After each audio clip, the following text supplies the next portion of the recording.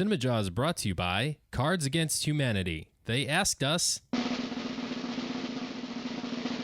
not to read an ad. Enjoy the show.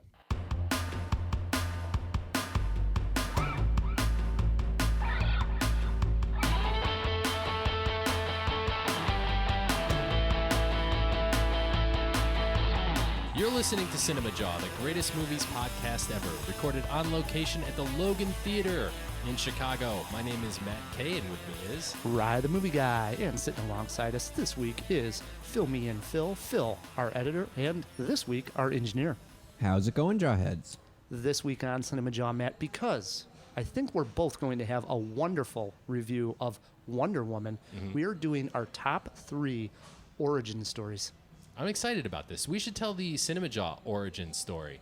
I think people have heard it quite a few times. It's been a long time. We love to recap and talk about how Cinemajaw got started, and people are just bored of it already. I don't think so, They're Ryan. not ready for a reboot. You know, it's time for a reboot. Maybe. Let's recast Ride the Movie Guy. Oh, that would be awful. But no, you got to be excited about origin stories. And this is open to interpretation. So it doesn't have to necessarily only be superheroes. Good, because I have a few that are not. Yes. We also have a great guest who's going to be joining us this week as well. Yes, we do. Nicole Bernardi-Reis from IFP Chicago and Chicago Underground Film Festival. She's got a boatload of credits. Filmmaker, someone who's worked on narrative, documentary, all kinds of stuff. Yeah. Can't wait to talk to her. She is one of the ladies. I think, you know, we've run into a Becky Stacchetti. We've run into a John Otterbacher. We've run into some people where we're like, oh, yeah, we always see them and they come on Cinemajaw. And yet Nicole hasn't been a guest on Cinemajaw, yet she shows up at these same gatherings all the time. So it's about time we got Nicole on Cinemajaw. Yes. We finally trapped her and got her on the podcast. She's a pillar of the Chicago film scene. Can't wait to talk to Nicole about that. Plus, besides that, we have a whole lot more going on, don't we, Phil? Yes, we're also going eye for an eye on The Mummy. And as Rai mentioned, we have a review of Wonder Woman. Nice. Can't wait to do that review of Wonder Woman. Also, as Phil mentioned, we are going eye for an eye on the movie The Mummy. It stars Tom Cruise and Russel Crowe. So I thought this is a good time for Matt to take Nicole on in Tom Cruise, Russell Crowe movie trivia. Okay. Wow. Yeah. And The Mummy, I might not be spoiling this for everybody. I think most people know. Yeah. The Mummy is actually going to be part of a large monster universe. What do you mean? You probably would love this kind of stuff. All this connected universes that DC's doing and Marvel and King Kong. It's a fad. It's not just a fad. You can see It's it going just- and going. It's just a cash grab, cheap fad. I can't believe this is coming from you. No, I This- have good reason. No, you Yes. are completely wrong. You are You're gonna see completely this. wrong, no, as No, usual. I'm not. Yes, I'm not. you are. No, I'm You're not. wrong. This You're is wrong. going. You're wrong. No, this is going to keep growing. CinemaWAR. Ooh, Nicole is going to have her hands full judging that CinemaWAR right there. Yes, she will. Yeah. Before we bring in Nicole, let's get to the Cinemajaw happenings, and I think the happenings are happening right now. Yeah, we're at Cuff. We're at the Chicago Underground Film Festival at the Logan Theater in one of the hippest neighborhoods in Chicago, Yes. Logan Square. Yes, I love Logan Square, right down Milwaukee Avenue from Wicker Park. So I have been to this area quite a bit, and You I've had come to squeeze Wicker Park in there, man. Hey, I love my Wicker Park, and I've come to the Logan many a times. I'm leading this back to you, Matt, because, be honest, you are a Logan Theater virgin coming in today. My cherry is popped, right? First time coming Cuff- into the Logan. Cuff popped my cherry. First time coming into the Logan. Be honest, how beautiful is this theater? Oh, it is gorgeous. It's a real throwback Art Deco. And we were talking to one of the ushers who told us that a lot of the marble and stained glass was the original stuff that was hidden behind old drywall that when they renovated the theater, they unearthed. I don't know if that's true, but it's a good story, and I'm going to choose to believe it. This place is beautiful. Yes, it sure is. And it's a great theater to host a festival such as Cuff. It really is. So- They got a lounge. It's just a great place. Yeah, got to thank everybody at IFP and Cuff for having us out here and doing the podcast. This is exciting. There's parties afterwards, which we love. Oh, yes. Us in partying is like peanut butter and jelly. Yes. One more thing. I keep saying IFP, and it is IFP Chicago. We don't want to think that this is IFP New York. And Nicole will talk about this. But one other thing, Matt, before we bring on Nicole is, believe it or not, we are in the month of June already. It is June. Can you believe how fast this month has gone? How fast this year is gone. It's crazy. And as we say, the first podcast of every month, we owe the Jawheads a brand new riddle. This is great. So Should we recap last month's riddle? Oh, absolutely, because we got to pick a winner. And as we said, they are getting increasingly harder as the year goes on. And I think this last one, May, was probably the hardest riddle we had. And I actually noticed an uptick in people responding to the riddle. And I think what that is people rise up to a challenge. There were quite a few entries that we got in, and we'll read a couple here, that people said this was the first time they were writing into us that they know the riddle all the time, but they wanted to prove to us that they knew the riddle. So I like the idea. So keep getting harder. Maybe we'll keep getting more responses. So let's recap May's riddle. Matt, what was it? This was May's riddle. I have been in a Marvel movie. I have played a vampire. In one calendar year, I have appeared in 2 films that starred Brad Pitt. The year prior to that, I won an Oscar in a film that starred George Clooney. And one time, John C. Reilly played my husband. Who am I? Yes, as I mentioned, we did get quite a few correct entries. Chris Lee wrote us a nice email answering the riddle, and he had this to say, Matt. I love the monthly riddle. I have figured it out each month, but decided to write you back for the first time. So here it is. This month's answer is Tilda Swinton. She played the Ancient One in Doctor Strange, was a vampire in Only Lovers Left Alive, was in The Curious Case of Benjamin Button and Burn After Reading in 2008, both with Brad Pitt, won Best Supporting Actress Oscar for Michael Clayton with George Clooney, and was married to John C. Reilly in We Need to Talk About Kevin. He was correct. He went Nailed it. Yeah, he went on to say, I want to let you know that I commute to work 5 days a week for an hour each way, and I listen to many podcasts, but Cinemajaw is my absolute favorite. I look forward to it every week. Your varied tastes in film allow for some interesting viewpoints and debates, and although your tempers sometimes rise, it is obvious you enjoy what you do and have fun each and every week. You have put many movies on my watch list and also reminded me that there are some I need to revisit. Keep up the great work. Now, he lastly goes on to say, the movie debate that has come up a few times now, and I've been dying to inform you that I totally agree with Matt K. About the movie Cube. Sorry, Ryan, he writes. Being a Canadian, I fully support our own film industry as much as possible and went to see it back in the late 90s when it first came out. I remember being totally intrigued by the sci-fi mystery and loved how the movie left the viewer to their own imagination as to what the Cube's purpose was. I might point out the movie was nominated for 5 Genie Awards that year, which is our version of the Oscars at the time. Please find attached picture of me and my happiness for owning an original DVD copy of Cube that has been on my movie shelf for almost 20 years. Keep fighting on the right side of the argument, Matt K. Yeah, that's a heck of a picture, man. Thank you very much for appreciating my taste, and I appreciate yours as well. Yeah, I mean, Chris, honestly, we love hearing from the Jawheads, especially new Jawheads, and the riddle seems to bring out the majority. It is a joy to read new riddles, and boy, I mean, the first few days after we do a riddle, the emails come flooding in, and it's so exciting, I think, for all of us on the Jaw team. It really is. It's fun. So we are picking out a winner this week. The winner of the May riddle is Holly from Ventura County, California. Holly, write us your address, feedback@cinemajaw.com, and we will get a prize pack out to you. Congratulations on winning the May riddle. Congratulations, Holly. That brings us to June, Matt. A brand new riddle for the Jawheads to solve, and I wrote this one. I tried to make it just a little bit harder than May, so we'll see if we get as many correct answers. I think you're doing well. Here we go, guys. I have played a baseball player and a bowler. I have voiced 3 Pixar movies that have come out in the theater. Speaking of animation, I played the lead in a live-action adaptation of a famous cartoon.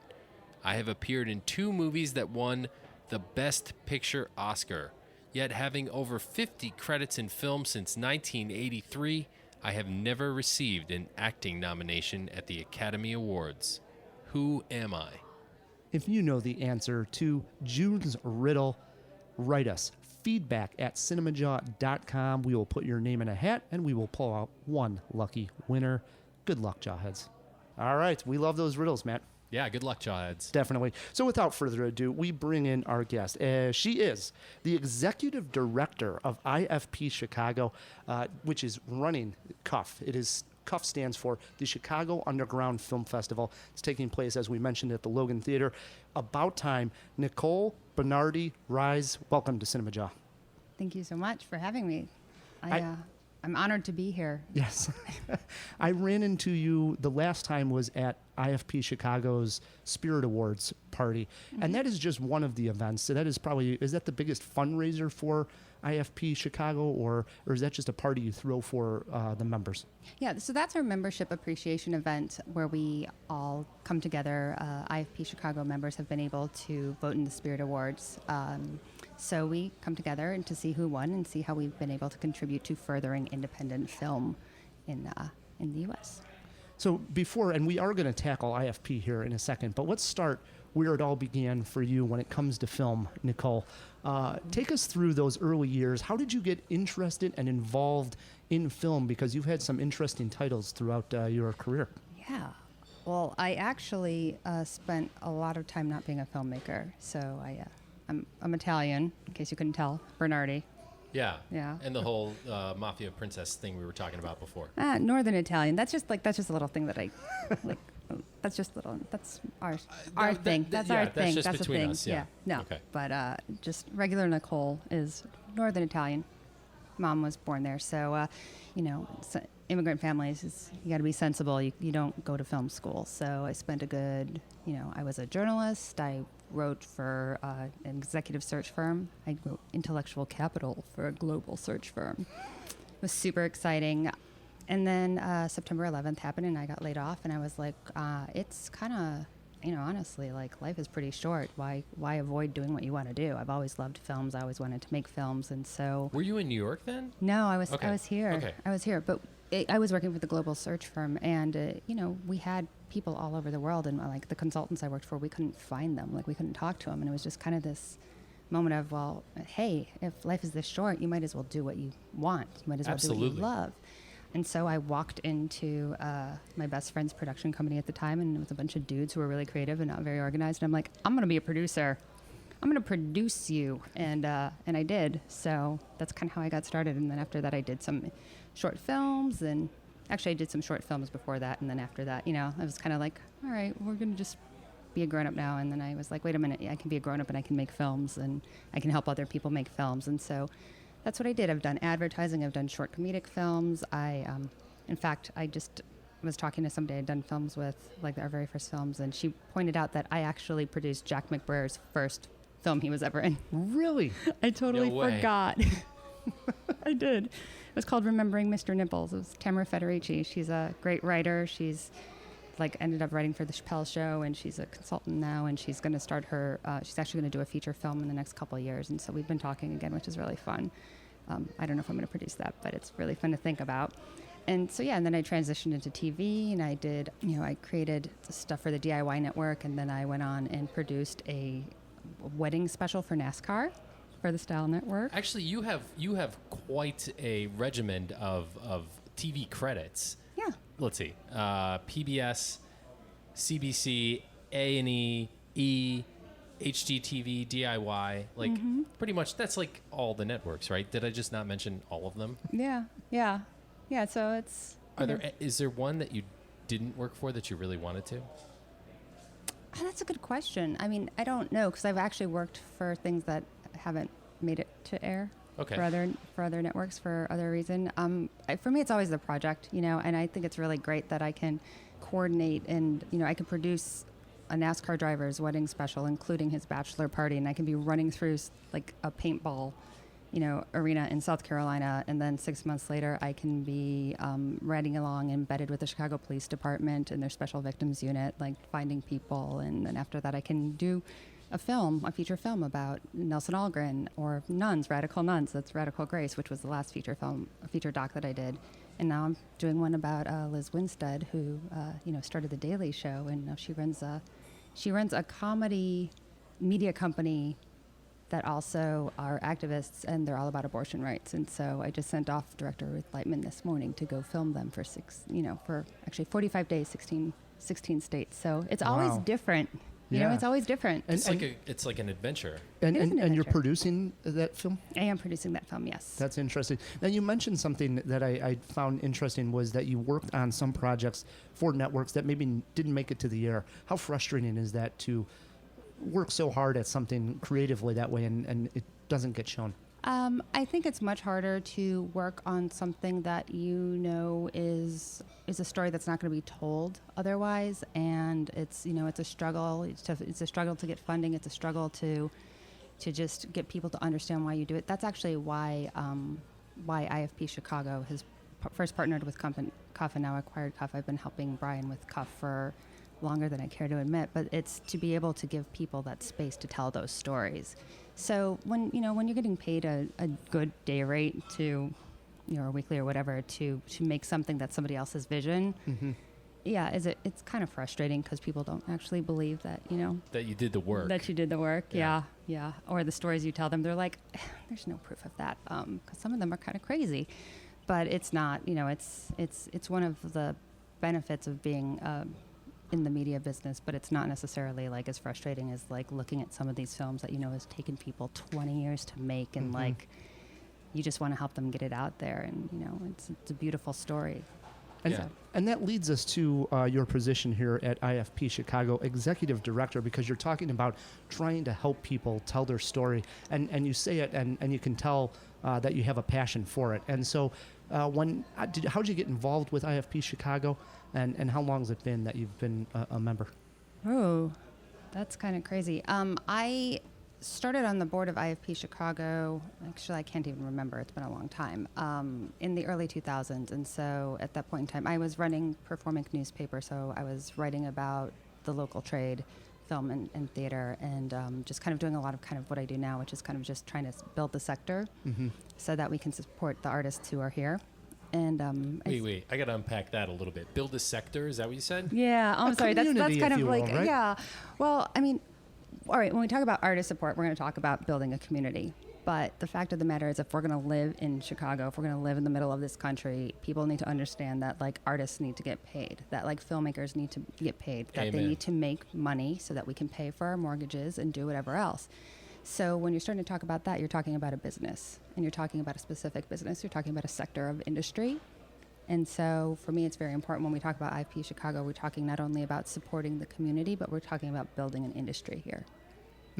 That's awesome. It is. I think it's something that's oft overlooked, is the business side of things, I mean, the art side is obviously paramount, Yeah. but it doesn't exist without money. Yeah. Goes hand in hand. And so Does. that's where IFP Chicago fits in. I guess that is sort of the mission statement of the group, is to help local filmmakers.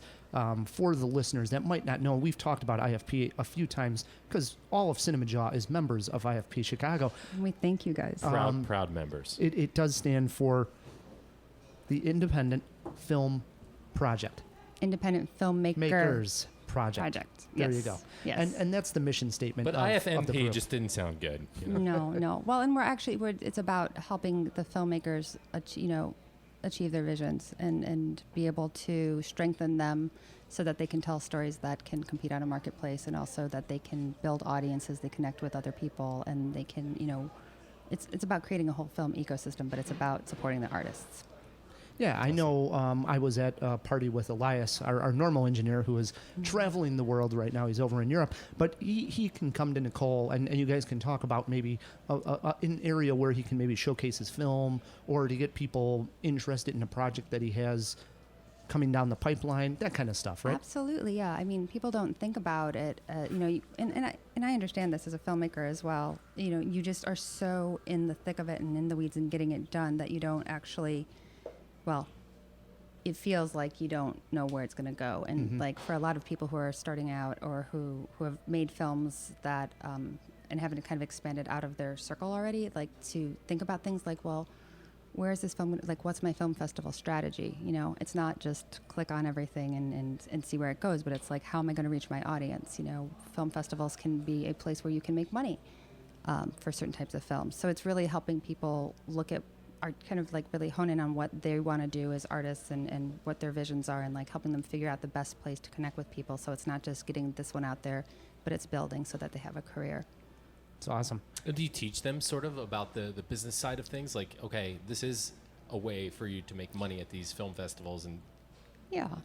I mean, we have a bunch of different educational programs for people just starting out all the way up to, people who have done a couple of different, people have some films under their belt, because you're always learning. I'm on my like third documentary film, and I'm still learning every day. It's really great. So it's like, how do we get people to stop thinking about the ABs and Cs and get them up into that kind of like graduate level of like, all right, now this is my career. This is what I'm doing. This is, how do I do this better and faster, and so that I can make another one and I can make another one.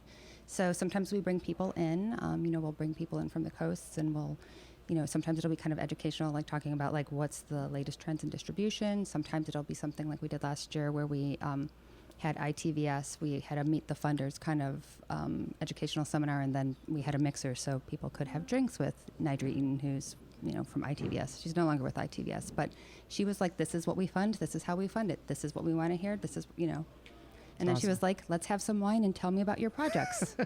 That's the best thing, right? Well, and that's the hard part of being, being a filmmaker in the Midwest, is that we're not going to be, behind in yoga class with like the acquisitions head of HBO. We're just not, our kids aren't going to go to school with, whoever's funding whatever, it's just, that's not. She's a real jerk, by the way. I went to yoga class with her last week, and she kept asking me to borrow my mat. Well, of course you did, Matt. Yeah, I can tell you're a real yogi. Yeah, it was hot yoga too. Oh, jeez. Don't put that vision in my head. Let me tell you. So now it's come to... Do you wear shorts in hot yoga? I mean, as little as possible. All right. So Poor that brings us to Cuff, which you just mentioned that IFP Chicago acquired a few years ago. And Cuff, as I mentioned, Chicago Underground Film Festival, is really a showcase for all kinds of smaller films. These are films that might not play at major festivals, such as like the Chicago International. Or not they all of might. them. Some will. But it's also Anthony open and I have fought over films. Okay, but it's So. also open to some experimental films. It's that perfect sort of area that is not covered by other festivals, I think. And if you, what did I miss there on my elaboration there? No, I think that was great. I mean, Cuff has always been a place where people can find, emerging filmmakers who are pushing the edge of cinema. And also, because we've had we're in our 24th year, we're the longest running underground film festival in the world. That bears repeating. 24 years. Wow. I know. I was -6 when they started it. That's amazing. Child labor laws, though. Ugh. Yeah. Time travel. It's kind of exciting. 25 next year will be 25 years. Big That's year. insane. Yes. I'm really excited about it. I hope we can bring some things back that we had. Like, we used to have a finishing fund to help filmmakers finish their fund, and I'm hoping that we can build some excitement around that and get some people who can help fund that, so we can get some of these films made a little bit quicker. But yeah, it's, emerging filmmakers all the way to experienced filmmakers, some of whom we supported when they were early on, like Jennifer Reeder, who's now evolved, and, now she's premiering at Sundance and Berlin, and has started doing, with Signature Moves. She just directed somebody else's feature. So really, Signature Moves with Fazia Mirza, right? Yes. Yep. Who was a guest here on Cinemajaw? Yeah, we got to talk to her recently. Oh, Yeah. nice. That was an IFP fiscally sponsored project, and we helped kind of nurture them through our pitch program that we have for filmmakers. And so I'm really proud of that Sure. film. Definitely. Yeah. Eugene Park worked on that as well, I believe, He right? did. He's the best. He is Is the it best. Eugene? I like Eugene. Eugene and I are actually Full Spectrum Features, and IFP Chicago are doing a pilot program this year where we're going to it's called the Illinois Film Tour. We're going to take films that were made in Illinois to other communities of Illinois, and we're going to bring the filmmakers with us, and to really kind of, spark discussion around topics that people may not, normally have a chance to talk about. Oh, that's brilliant. is. Instead of a film festival where people come to you, you're going to take the film festival to them. Neat. Yeah. Wow, that's cool. Yeah, I like it. Yeah, it's going to be very kind of sparse to begin with. It'll just be like screenings here and there, but just really because I always say that media doesn't just reflect the world we live in, it helps create it. So to be able to go to people who maybe can't go to St. Louis or come here, or even go to Paducah, Kentucky, which actually has an amazing film festival. And I've been reaching out to Landy over there, and we might see if we can get, maybe it'll be the Illinois and Kentucky film tour. It's just Midwest. Well, that's my Yeah. that's my secret goal. There we go. Yeah. Now, for the listeners that are listening to this that may want to get involved with IFP Chicago or follow your career online as you produce these films, Yeah. where's the best place to do that all online? Oh, that's a good question about where to follow me online. Luckily, I think I'm actually the only Nicole Bernardi-Reis in the world, so you can Google me. Just don't go to like page 10 of Google. Things get weird there. Yes, they Weird. do. First Yeah. 9 pages, good. 10th Yeah. page, Not so much. You might get the review I wrote for when I was at the Daily Illini, like on Reality Bites. Like just don't do that. You Just realize don't- that now everyone's going to page 10 of Google Well, on your name. yeah. Like right now, that's what they're doing. They'd be like, I don't read German. Well, there you go. and what about IFP Chicago? IFP Chicago, you can go to ifpchicago.org. You can sign up for our mailing list there. We have a weekly mailing list. I think we're going to actually drop it down a little bit because there's so much going on that we're starting to just kind of, we have too much to do to have a mailing list go out every week. But we also have a very active Facebook page. We have an active Instagram page. If you want to know more about what CUF is up to, it's cuff.org. And and you can just call us. We're very friendly. We're They very are. friendly people. And that's what I Absolutely. would urge too. I know we have some listeners that are listening, and they're emerging filmmakers, maybe in school at Flashpoint or wherever. And when we've met them, they always ask, that's the first thing. Maybe they ask an Elias or somebody how they get started. Get involved. Reach out to somebody at IFP Chicago. They're not going to steer you wrong. They're there to help. Right. And one of the things, we are a community here. It is a sector, but we are really, when it comes down to it, we're a small community in a big city, and people here are really friendly and invested in building and growing things. And so we have members like Joe Chappelle, who is an executive producer on Chicago Fire, and Colin Griffin, his wife, who's an accomplished producer and now a director in her own right. And, these people want us to all do better and to create and to be happy and live great lives. And so it's not just for IFP, it's not just us, it's being able for us to be able to try to figure out, like, all right, who are you as a filmmaker and what do you want, and who can we help connect you to? So sometimes that's Chicago filmmakers or women in film, or we have an office at Stage 18, so sometimes it's connecting people with Angie, or if it's people who are looking for funding, it's Media Angels, or we've actually started something we're doing with the Chicago Film Project in New City, where we do creative pitch sessions at Soho House, because we're trying to actually teach people, investors, about the value of investing in independent films, so that people can actually start supporting the work here, seeing a return on it, equity investment, like the business side of it. Yeah, you guys are on all sides of this thing, right? That's wonderful. You're really just trying to surround film and sort of Pretty soon, get a stranglehold on IFP it. Chicago is going to acquire Cinemajaw. That would be amazing. Just saying. Not saying, we're just saying. Good stuff. So Nicole is going to be sitting in on this entire jaw. She has her favorite origin story movies. So we're going to have some fun here, Matt. Yes, as always. Yes. Brings us to a segment called Eye for an Eye. Phil? Yes, Eye for an Eye, The Mummy. Though safely entombed in a crypt deep beneath the unforgiving desert, an ancient princess whose destiny was unjustly taken from her is awakened in our current day, beginning with her malevolence grown over millennia and terrors that defy human comprehension. The film stars Tom Cruise and Russell Crowe. It is directed by Alex Kurtzman, whose other directing credit is 2012's People Like Us. Rye? Wow. I mean, I usually am excited for a Tom Cruise summer film. I'm still a sucker to see Tom Cruise running around on the big screen. I still get excited. But Well, boy, I mean, Mission Impossible was pretty decent. I don't know about this Mummy movie. I know they're trying to start a whole universe. I believe Russell Crowe is playing Dr. Jekyll in this movie. So they are going to turn this into a larger universe of monsters. This is just the first one. But I have to be honest, I'm ignoring this one. Matt?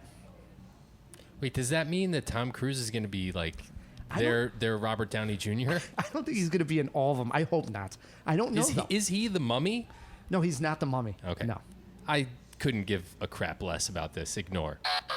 I mean, bring back Brendan Fraser, and then maybe I'll be interested. Maybe. We throw it over to Nicole. Interested or ignore on The Mummy? Oh, ignore. Though I'm really excited about the idea of a monster universe. Mm-hmm. I think it's This like bodes well for your CinemaWAR. It does. Well, because I'm just curious of like, you see that in like episodic television shows. If you look at like what John Logan did with Penny Dreadful, and it works in that in that format. So I'm just kind of curious, like how, can they maintain that same sort of thing? Like superheroes, it makes sense because you just like things blow up. Mm-hmm. You throw each other across the room, and it's pretty exciting. That's why my Italian cousins come to films when they visit here, because it's like you don't need to know what's going on. You just watch it.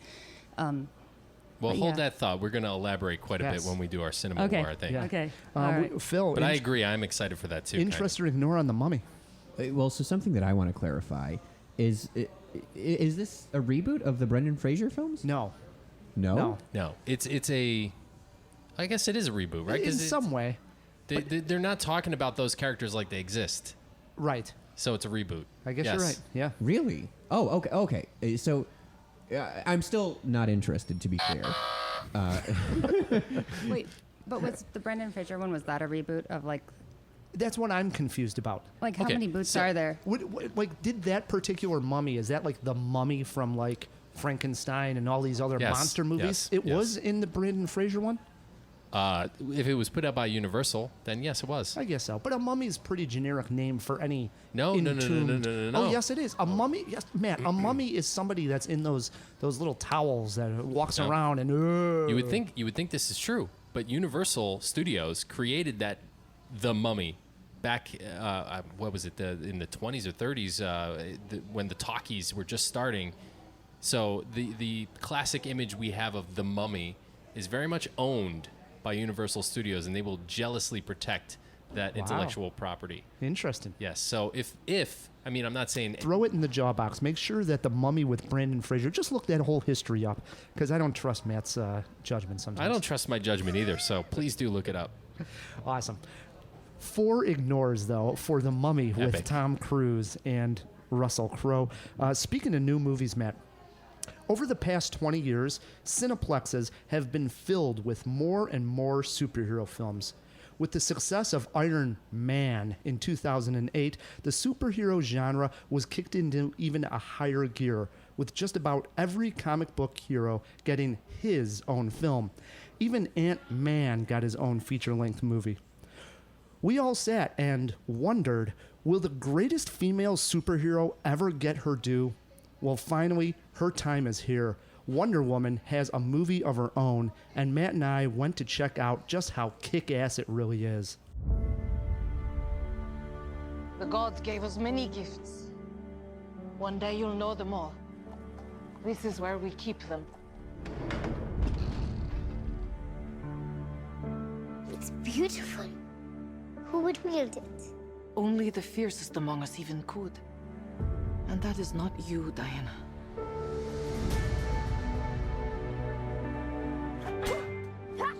You will train her harder than any Amazon before her. 5 times harder. 10 times harder. Never let your guard down. You expect the battle to be fair. Until she is better than even you.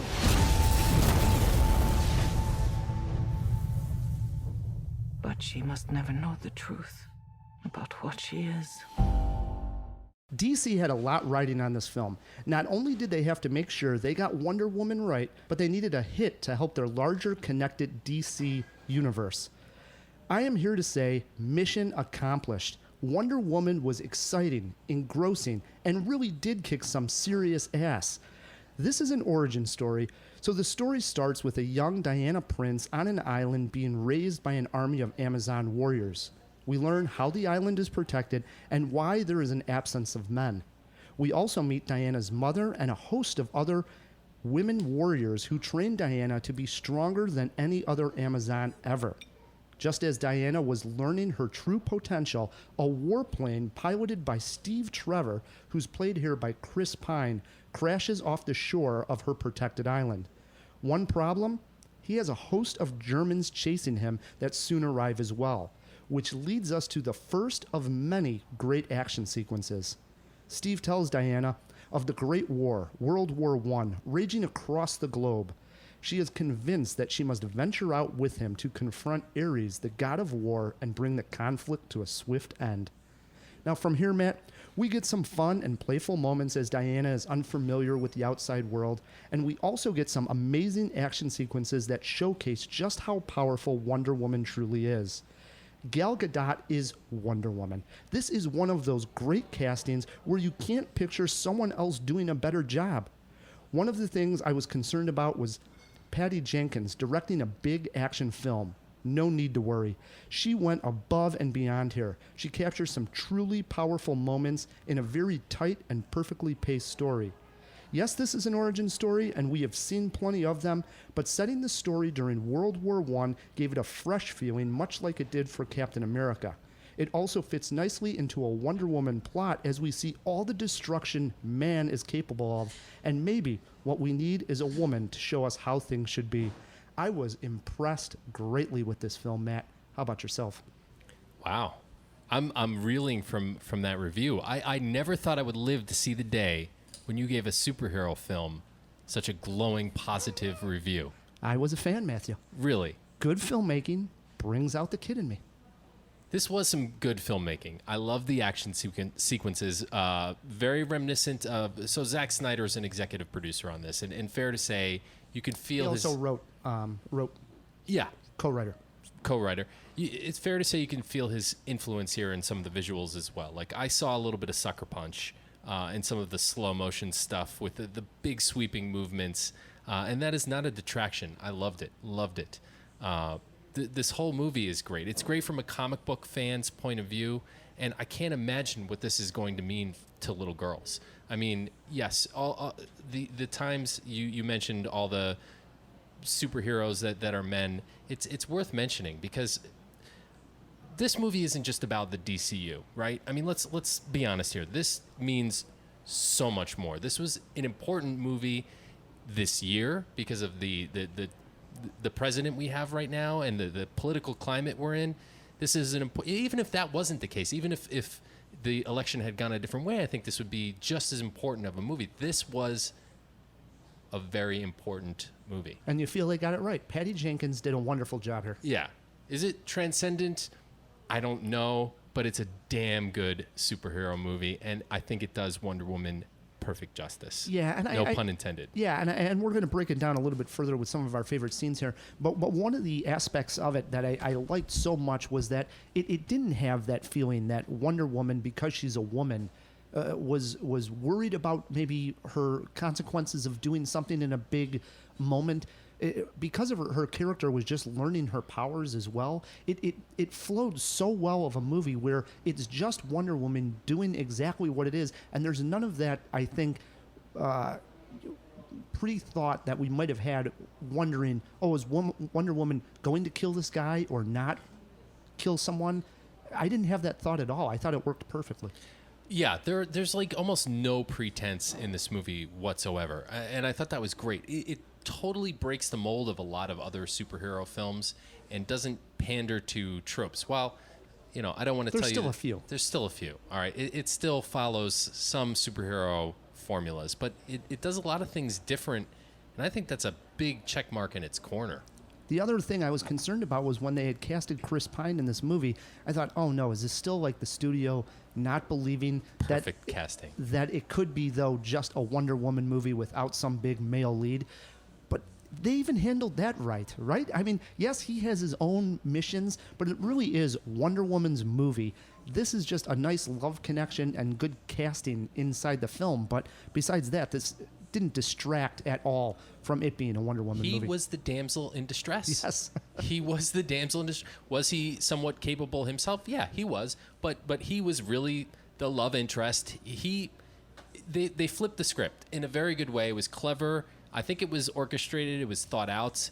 And I thought it was very good casting. Yeah, there was that one scene where Wonder Woman actually walks in on Chris Pine in the nude.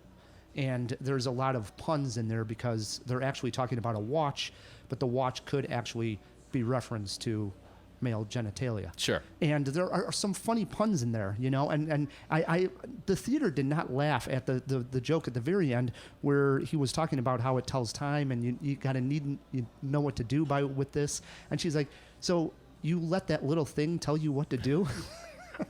He's like, yeah, pretty much. Wow, I'll be honest, actually that went over my head too. Yeah, no one laughed. I was the only one that gave a big, hearty laugh, and I thought, boy, no one was listening to the joke, But there were good puns on that, and even a little bit of the role reversal. So, all in all, huge fan of this movie. Now, Nicole, you have not seen the film, but you were excited, at least, that they were a Wonder Woman movie, and two, that they were putting the plot in World War I. Yeah. I think many little girls wanted to be Wonder Woman because she's. For the record, I saw some fathers, daughters, families. Let's say there were little girls there dressed as Wonder Woman. Yeah, it was really cool. Yeah, no, it's great. I mean, the thing is, being a woman and going, you go and you see all these movies and you can put yourself in the place of the superhero, but it's to actually see yourself.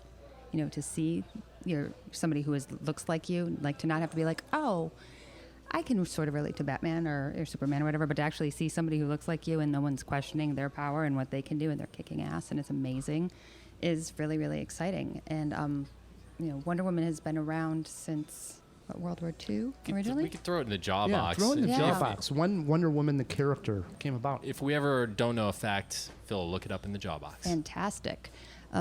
But what's really interesting is when William Moulton actually started writing about her, he put her in World War II, but she was based on actually the kind of World War I era where and the suffragists had actually started. They harkened back to a lot of Greek mythology and justice and the Amazon. So there's a lot of that in just kind of the history of the women's movement and so Wonder Woman harkened from that actual time period. Even though she was in World War II and fighting it, it was based on all these things that had happened the decade before. So it's really interesting to see that they're putting her in World War I, which was such a time of change, and Sure. And the directors talked about that, and the writers, everyone has talked about why they did that. It's kind of very similar to where we are now. This idea of mechanized war and what does that all mean, and so. But it's really kind of cool if you know the history of Wonder Woman to kind of see And I think that is probably a reason why I like this movie so much is I would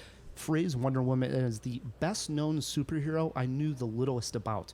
I as I mentioned when we went eye for an eye on this, just the previous episode, I watched the television show on reruns, but I didn't really know what was going on with it. And I have no other reference to Wonder Woman other than she had a lasso and cool bracelets. I didn't know anything about her. So I think this origin story felt so fresh to me. Finding out that she was on this island and who she was raised by and, who possibly her parents might be and all that good stuff. I was just intrigued by the story. Maybe that had something to do with it as well. Yeah, no, I agree, man. And you know what? Interestingly enough, as big of I'm known as sort of the resident comic book fan here, but I would reflect what you said right back to you. I mean, outside of Super Friends, which I was a big fan of as a little kid, and a few Justice League comics, I didn't have any standalone Wonder Woman comics of my own back in the day. So I didn't know as much as I should have about the character either. Plus, I was a Marvel guy. I mean, let's be honest, Spidey and those guys were kind of my deal. Mm-hmm. But it did feel fresh in that regard, and I think a lot of the audience will find that same experience. Sure. Now let's break it down with some of our favorite moments in this movie. Well, a favorite scene of mine. Now I'll get us started, Matt. Yeah. And I'm not just going to say this is a favorite scene in this movie. This is one of my favorite superhero moments that I've ever seen in a superhero movie. And I think each one of these superheroes gets their moment where they sort of have like a slow motion moment or their sort of reveal of their full power moment. And people, this is a moment in the theater where you may cheer, right? Because people are excited to see Spider-Man or Iron Man. Well, this time it was Wonder Woman. And this is when Wonder Woman gets to the front of the war. This is the line of the war where the front is taken. They're in trenches. And it's so perfectly called No Man's Land, which is clearly a nice pun here since it's Wonder Woman. Yeah. And they say, well, no man can cross this line. They're leading up to it. And Chris Pine's saying, like, you just don't understand. No side is budging. You just can't get out there. And this is when she sort of takes off this cloak that she's wearing, and she's in her full Wonder Woman. She comes up off the ladder onto the battlefield. She doesn't use the ladder. I think she just It's leaps. incredible. And she gets there for a moment. Our screening literally was applauding, just from the look of her. She goes across the battlefield, puts her shield down, and starts taking the German machine gun fire. Truly, like, maybe the best badass I've ever seen in a superhero movie. It was one of the greatest moments I've seen. It's really tough to argue that was a pretty intense and awesome moment. Yeah. I mean, my personal favorite is the final showdown, and I don't want to ruin anything, but you talk about her full potential. I think they managed to ratchet it up a notch. It may not be visually more impressive than that image of her crossing no man's land, but I think the amount of power exceeded even what I was expecting from Wonder Woman, and it was pretty impressive. Yes. So I liked it. How about I love that scene as well. The ending, the climax, if I had some degree, they're getting a little too carried away with the CGI. Too much CGI at the end can be a bad thing. Slightly. Not a huge. Not a big detraction for me. Worst scene in the movie. Did you have a problem with the scene? Mine would be, there's this moment where, again, I mentioned she comes into the real world, and they bring her to try to fit in and look like everybody else who's walking around London at the time, and they bring her into a department store to try on dresses. And we've seen this many a times in movies where, okay, maybe do one dress, maybe do two. They do, how many did they do? About 5 different costume changes. The gag's up, you know what I mean? Do one and end it. But that would be the only issue that I had where I thought, this didn't really work for me. How about you? Yeah, I mean, similar, not exactly the same, but there's this Crocodile Dundee thing, right, where she's like from down under her island with the Amazons, and she comes to jolly old London, as they call it, during the World War I era, and obviously she's the fish out of water, and I thought that got a little long in the tooth, and it started almost to feel like they were playing up her naivety to a point where it was, I don't want to say insulting, that's strong, but it bothered me a little bit. Like, all right, Chris Pine explaining everything to her for this entire movie is not going to work for me, so you better change it quick. And they did. Mm-hmm. But that scene bothered me. A little too long. It went on a little too long. I hear you. Influences. Wonder Woman influences.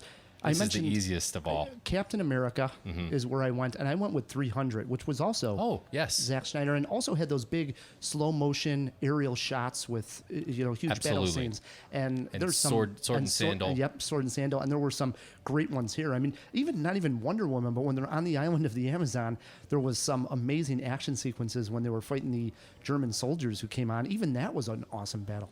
Yeah, it's interesting to see the things that have come before that led to this movie, at least stylistically, with the action and stuff. And that's absolutely true. I would say there's no denying that she is a cross, at least in this modern interpretation, between Captain America. They gave her the shield. She's wearing Star-Spangled colors. She's Captain America and Thor. I mean, combined into one character. There she is. So those are the influences I saw. And with the espionage, old school war kind of thing, it did feel a lot like Captain America, and that's not a detraction, it's just an observation. Sure. Did you learn anything in this movie? Myself, Yes. I learned something. It is that Wonder Woman's bracelets are actually my favorite superhero weapon, period. They're awesome. They are awesome. I prefer her lasso. I forgot that she could even cross them, and I loved the whole thing. Loved it. Yeah, just wait till she throws her tiara in the next movie, because people are going to lose their shit. I don't even know what happens when that happens. Oof, you're going to find out, brother. Wow. What did I learn? I learned that you don't have to always do things like the other people in order to be effective. This movie changes a lot of the superhero tropes that we've seen from Marvel. They don't do things that Marvel has done. I think that's a mark in their corner. Like, for instance, and I'm not going to give anything away, they're at that no man's land scene, and it would have been so easy for her to say, they're feeding it to her. They're practically like knocking it up in the air for her to just bat off like a T-ball. This is no man's land. No man can cross it. Well, I'm no man. They don't do it. Right. They leave it unsaid. Yep. Also, nobody at any point in the movie calls her Wonder Woman. I love that. She is just Diana.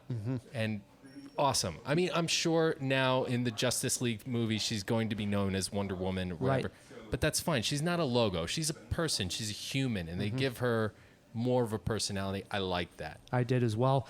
Movie poster quote for Wonder Woman. Mine would be, "It's as wonderful as I hoped it to be." See it. Yeah. Movie poster quote, I would say, "Girl power dialed to 10." Nice. Let's assign some Jaws here. I'm going 3.5 Jaws. The only thing keeping it from a perfect is it's an origin story, which I think we've seen the origin stories, and we're going to cover our favorites here quite a bit. And also the use of CGI, a little bit too much for me near the end. Give me more of the human element, those kind of action sequences at the end with more people in peril. It always sort of grips me a little bit more. I think you're right that this is a 3.5 Jaw movie, but because it was Wonder Woman and they got it so right, and it could have been a disastrous blow up in their face, I'm going to go ahead and say that this is a landmark film. It's a 4 Jaw movie. Wow, there it is. 4 Jaws from Matt Kay, 3.5 by Rye the Movie Guy. We'll This is be huge. talking about movies before and movies after Wonder Woman, I think. It's an important superhero movie, period. Love it. So as I mentioned, it is an origin story, and that is our topic this week. Our favorite origin stories, there's been quite a few since the superhero craze has taken over. But there's other origin stories, and we'll see There how are. creative we got here. Matt, you're getting us started at number 3. Listen, there are other origin stories, but nobody does it better than superhero stories. Is this a superhero? It's arguable. Some would say yes. He's definitely a spy, a secret agent, and Daniel Craig really nailed it in Casino Royale. James Bond had been around for decades, and finally we saw, this is another kind of a role reversal film in a way where he was so highly sexualized, where he's coming out of the water. It was eye candy, and rightfully so. I think he really did James Bond, the character, a service and modernized it in a way that I don't think anybody else could have pulled off. So Casino Royale is my number 3. How do you feel about that, Nicole? I think that's a pretty good one. Yeah. It's a good origin story. It's just a number 3. It's so good. It was my number 1, you jackass. Really? Yeah, I got a few honorable mentions, though. Holy crap. That was the best. I love Casino Royale. Well, it's arguable. I don't know, man. I got some better ones. Oh, yeah. Did They're you guys Google superheroes. this? Yeah, of course. we do research. Yeah, you got to research. Yeah, for sure. Okay, swings it over to my number 3. And if I'm going to get flack for one of my picks, it's my number 3, because I don't think the purists out there probably would roll their eyes with my pick. But I was never a Star Trek fan. So when J.J. Abrams rebooted the franchise and showed us how Captain Kirk, we see the birth of Captain Kirk in the first Star Trek film, and we get to see how the whole crew of the Enterprise came to be and how him and Spock started this relationship. For me, Star Trek was my Star Trek. I loved it. And you're talking about the new one, J.J. Abrams. J.J. Abrams. I agree with that pick, and I would even go a step further, because it's not just the origin of Star Trek.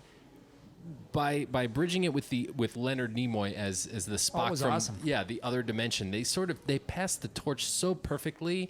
I mean, Eric Bana and that terrible villain aside, I think that movie was perfect. I didn't have a problem with Eric Bana in it. I know some people didn't like it. It's not the strongest, probably, Star Trek villain of all time, but serviceable, because the story here was really about rebooting the entire franchise. Agreed. Right, and seeing sort of the origin of this crew. And I'm a sucker for a time travel movie, and when it's done right, when somebody goes through a wormhole and somebody else goes through a second later, but on the other side of the wormhole it's been 40-some years or whatever the difference is. Yeah, we're getting love into those. string theory here. Yes, I mean, but it I was love crazy. that kind of stuff, and so I'm a sucker for those. So I remember seeing it and thinking, like, wow, this was probably the most enjoyable Star Trek movie that I had seen as an adult. So that was my number 3. No arguments. Nicole? I think it's great. I have 3 totally crazy ones, so I want to keep hearing what you guys Okay, have to say. all right. All right. We're going to do ours, and then Nicole will They're just crazy. surprise us at the end. All right. Number 2, I have the girl with the dragon tattoo. Again, superhero-esque in a way, right? She's like a super hacker, like highly skilled.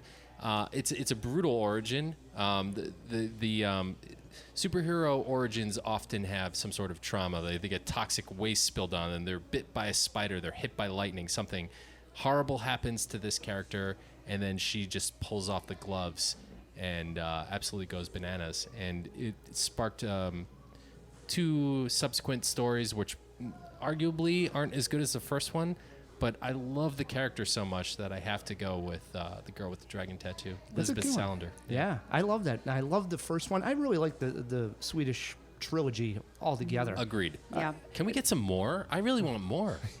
I think the time's passed now. I don't think they would go back and do them. Oh, are Not you with those kidding? actors. Of course they Not will. If with they the same smell actors, money, though. I don't think so. well, maybe they'll recast it. Yeah, I did very much enjoy those. Swings it over to my number two being the key word. This is an origin story that won the Academy Award for Best Picture, 1974's The Godfather Part 2. It has to come up every once in a while. I am not the biggest Godfather fan. I like these movies, but there's some people that are gaga over the Godfathers. I mean, it's the greatest movie of all time. Not in my book. I love them and I appreciate them very much. But You're a Goodfellas guy? I'm a Goodfellas guy. Oh, I'm a Goodfellas. Goodfellas girl. Yeah. I'm Me Goodfellas too. over Godfather. I really am. But Vito Corleone's origin story, it was so It's interesting. pretty awesome. Yeah, it was so interesting that they did The Godfather. And then number 2 is like a flashback to this whole story of Vito Corleone and this whole flashback to Vito Corleone's origin story. And it's told parallel to his son, his rise in power in Las Vegas during the 1950s. The whole thing is a masterpiece. And It's an absolute masterpiece. I'm back and forth on what's better, Godfather 1 or 2. It's one of those. I think it depends they what I can- saw last. Agreed. I think they can both be awesome parallel to one another. That I don't want to argue which one is better, right? I don't think they you need both, to. They both are perfect in my mind. It's They a really are. continuum. Yeah. It's a continuum of awesome. It was really like one 6-hour movie that they just chopped into 2 pieces. So, well done, sir. I guess that swings it around to my number 1. And this one is probably the most on-the-nose superhero. And I think the best film in this particular filmmaker's fairly impressive, although there's been some crappy entries, fairly impressive catalog of films. Unbreakable. You're not ringing the bell, right? Ring the damn bell. You're not going to... M. Night Shyamalan has... Barely. What is Really? this, an origin story? Are you kidding? He like... Listen, if superhero origin stories are cocaine, then Unbreakable is crack. What are you talking about? He has boiled it down to the most essential parts. It is literally about a superhero figuring out that he's a superhero, and it's told in such an honest and down-to-earth way. It's probably the best superhero origin story because it's insidious. But it's only you don't one even movie. realize It's only one movie. That's what makes it good. But don't you have to know something more about this character for it to be an origin story? First Or of is it all, just- as you learn this summer, we may find out more about this character, right? Yeah, but I mean, it really Or was is. it last summer? It was in spring. It was this spring of this year, but it really is. At this point, we only have seen that one installment from this character. So what's the origin? That's the one movie. You find out about his powers and all the things he can do, but he's just a regular down-to-earth guy who's... But there's plenty of movies like that with a twist where you find something out. Not every Are there movie's an plenty? origin Are story. there plenty, and are there any that are this good? I would classify an origin story where you already knew some basis of the character, and now we're finding out, maybe in cinema the first time, we're finding out the origin of the character. This is about it being about an origin story. So it's very meta. It's aware that it is an see origin that. story. So it's telling the origin of the origin story in a way. I don't know. I like Where do you it. fit on this, Nicole? Well, you know what? This was my struggle with this whole thing is like, so is it an origin story because it's the first time you find something out about somebody, right? So for me, like Alien, Ripley, but that's not really it is an origin story because you're experiencing it, but it becomes one because of the consequential, the other installments, if you will. But you can also have an origin story like Purple Rain. Like, to me, that was one of my, like, Yeah. it's great. And it's great because it's so contained. Like, you see where this guy is, as he's going through that kind of struggle, you see what started it and how he got to where he is and where he's hopefully wants to go and stuff like that. So I think you can be epic in very, like, kind of quiet sort of ways too. Sure. But that was the whole struggle for me with that. Was So kind of- how to come up with it. Yeah, it's like what defines what the origin story is. Can the origin story just be in, is it what we're learning about the character in this film, or do you need these other films to make that be the origin story? My third one was, you guys, don't make fun of me. No, so far you're batting 1,000. I like Purple Rain. And All right, now you're gonna be like, oh god. All right, Men in Black 3. Okay, this one you gotta explain. No, Men in Black 3 is great. I gave her a bell for that. I wouldn't say great, and the enthusiastic great So that wait, Nicole gave. this is the one where but I would Josh say it Brolin is plays- pretty Yeah, fun. right. No, but I mean, and not great in like, oh my god, this is the best movie ever. But great in the terms of like, all right, what can you expect from something that's like a high budget, very slick sort of thing that shouldn't have a whole lot of heart, but still very catchy. And you've followed these people, this relationship for 2 films, and in the 3rd film, you find out not only why Kay is the way he is, which has been this like building up to this, and you find out more about his humanity and like that he had a life and he was like a guy and he was kind of normal. But you also then see that they actually their relationship started so much earlier than Jay remembered. Like, so it's like very satisfying in terms of storytelling, like that and it's still kind of fun. And I got to give that to you. Yeah, So- and I actually remember going to see Men in Black 3 because I thought, they didn't have to go this far and give us a 3rd Men in Black, right? This is tired already. And then I so saw you're like, it's terrible. I don't need to see this. And then you're Right. like, wait a minute. this is good.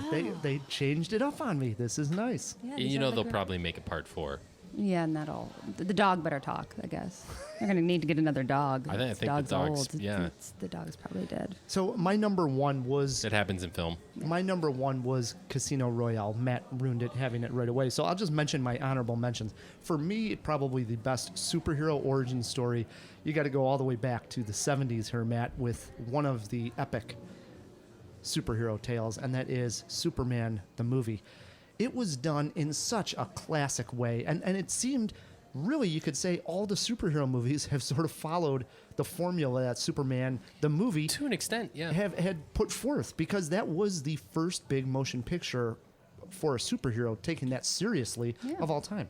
Well, it's interesting because when you were talking about Wonder Woman and how she was kind of going out and then she was trying to figure things out and how they kind of lingered on it maybe just a hair too much. Like, I actually started thinking about Superman, and what was interesting about that film is the fact that he's kind of a little bit vulnerable in it. Like, he's He's pretty, a dork. He's this dork, and he's this pretty guy, and he's in this like he can't figure it out, and Lois Lane is just like, what is up with you, So that's what it was. It was Full circle. And I think there were other similarities as well, because as I had mentioned in my review, that Gal Gadot is Wonder Woman, very much the same way I felt about Christopher Reeves was Superman. When I was a kid, I didn't even think he was an actor. He was so perfectly cast that I watched him and I thought, well, it's Superman. What do you mean he's doing a good job acting? It was just Superman. I think there's probably a lot of little girls and boys out there that are going to look at Gal Gadot so perfectly cast as Wonder Woman that they're not even going to realize that she's an actress. There are going to be so many boys who are going to be looking for her for the rest of their life. Oh, yeah. I mean, I had everybody in my office internet search her because they're like, who plays her? Who plays her? Jesus, it's Gal Gadot. I mean, I'm still sweating from the screening here. So, it was even Matt. Matt afterwards, it was his first. I think the first thing, not how amazing the movie was. I think the first things you said to her is like, who is this Gal Gadot? She's beautiful. listen. I don't want to be juvenile about this, but she is one of the most beautiful women I have ever seen on the big screen. I mean, she just fits that. I mean, listen, Wonder Woman has to be an absolute. She's literally carved from clay, right? She has that line in the movie. It's in the trailer too. Not spoiling anything. She's carved. I don't have a father. I was carved from clay, and Zeus brought me to life. Yes. And she looks like it. So. Good on her, man. I mean, she's perfectly cast and definitely not hard on the eyes. Yes, people are going to be looking for her for the rest of their lives. Well said, Nicole. Other honorable mentions I had, Batman Begins. This was Christopher Nolan's first take at Batman, and it was a little bit darker, a little bit more serious than we had seen any of the other Batman films before, and it really started what I would say is the best superhero trilogy still to date. I don't think anything even comes close to it when you're talking 3 solid films in a row, even though the third's probably the weakest, but still the 3 great ones. And then last, reason not on my list because I talk about it a lot, but boy, I thought it was one of the craziest things to tell me how the Planet of the Apes actually started. It seemed like the most foolish thing that could. ruin how the apes actually started talking. It sounds so dumb, and how the filmmakers pulled it off, and everybody who wrote that, directed it, and put it together on the big screen and made it believable. And not only believable, one of my favorite movies of that year. And it's still going. And it's still going. I applaud them. That was amazing. So Rise of the Planet of the Apes would have been my third. Those are good picks, man. Yeah. They're good. And Those are great. any that I missed there, Nicole? No, I think those are all amazing. Yeah. I think you hit the high points, right? Yeah. We may have missed one, and if you have Twitter pulled up, shoot us a tweet at Cinemajaw. Let us know what your favorite origin story is and why. We will retweet it and get the discussion going. What we're going to do is take a break, grab a refreshment, a drink. Refreshing Yeah. refreshment. Yeah. And when we come back, this is going to be fun. Nicole is going to judge a CinemaWAR looking at extended universes, and she's going to take Matt on in Tom Cruise, Russell Crowe movie trivia. We'll be right back on Cinemajaw. Imagine the perfect video store. It would have a great selection, right? Right. Over 10,000 videos. 3 evening rentals, so no rush, no hassle. Fast checkout. 24-hour quick drop return. Open late every night. Well, the perfect video store Welcome to Blockbuster Video. is popping up all over the country. There's one near you. Blockbuster Video. Wow, what a difference. And we are back on Cinemajaw, recording again at the Logan Theater as part of the Cuff Chicago Underground Film Festival. And as we look around, there's all these old movie posters, and I mean tons of them, filling the lobby. There's a lobby bar here, and everywhere you go in the movie theater, there's these old posters. And that was another interesting tidbit from the usher. You would think they went out and probably just bought these on Amazon, but it turns out that the owner of the theater, one of the original owners, collected all these and had them in storage. And the new owners saw all these, and they're like, we can just frame all these posters. I'm looking at Tarzan controls, what does it say? It's Tarzan contra los yes. hombres leopardo. Yeah. And then right next to it, you got the original Rocky poster, which is a beauty. Behind me, there That is a is beaut. Invasion of the Body Snatchers, and Exorcist over there. There's Superfly over the corner. it's awesome. So yeah, clearly he was a horror fan and exploitation cinema, because it's some of the best horror movies, especially in the bathrooms. I saw like a Nightmare on Elm Street poster. pretty cool. I love Psycho it. 2. Yeah, good stuff. Yes, and of course we are still joined here by Nicole Bernardi-Reis. Do I say it right? Bernardi-Reis. Reis. Not too bad, because I've butchered some names throughout the Yeah. years. It's okay. People have called me Nicole Bacardi Rum, and I'm like, Where did they get rum? well, Bacardi. B and R. see. So yeah, Yeah. It flows. Bacardi Bernardi. Now, you had mentioned, Nicole, that you are a producer on some various documentaries and some powerful documentaries. Any horror stories or difficult stories of being a producer and some maybe jams that you've got into? Oh, that's tricky. So, I think that when you're a producer, producers, people don't know what producers Right, do. they take And then on so many different so roles. many different roles. And in documentary in particular, people are like, oh, you're the money person. Or they're like, oh, you don't do the money. And when you're a documentary producer or a reality TV show producer, which I did to make money, you really kind of do a little everything. I like to call myself the least paid therapist in the world. I also am a cat wrangler, among many other things. So it really is about like, how do you find the best person for the role, and then how do you give them the opportunity to and the tools to do what they need to do. And sometimes that gets tricky. I think the hardest show for me, the style NASCAR combo was a little hard, just because we were working 22 hours a day, and like the NASCAR drivers refused to learn my name. They just called me Style Lady Number 2. Really? Yes, and I'm like, I have a name. Wow. But it was, but the wedding was really fun. And But they said it in that accent, and that makes it kind of okay. Still No. no. But they actually turned out to be really nice guys when you got to know them.